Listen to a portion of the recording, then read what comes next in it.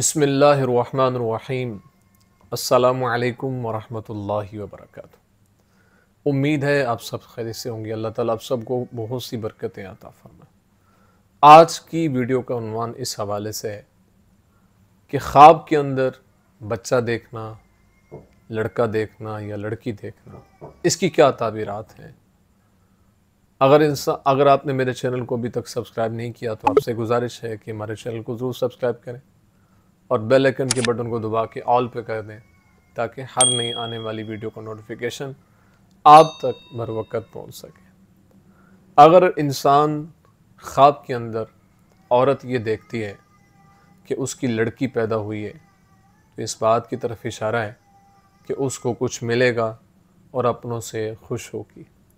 अगर मर्द देखे कि उसके यहाँ बच्चा पैदा हुआ है हालांकि उसकी औरत हामिला नहीं है तो इस बात की तरफ इशारा है कि अल्लाह उसको बेटी अता फरमाएगा।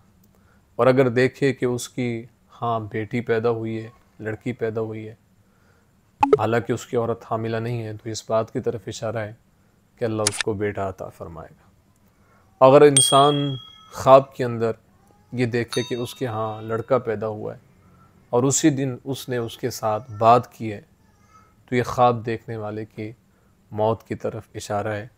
इसलिए उसको अल्लाह के हुजूर तौबा इस्तिग़फ़ार करनी चाहिए, अपने गुनाहों से अल्लाह के हुजूर माफ़ी तलब करनी चाहिए। और अगर इंसान ख्वाब के अंदर ये देखे कि लड़का पैदा हुआ है तो इस बात की तरफ इशारा है कि उसका काम अच्छा होगा और अल्लाह उसके काम में आसानियाँ पैदा फरमाएगा।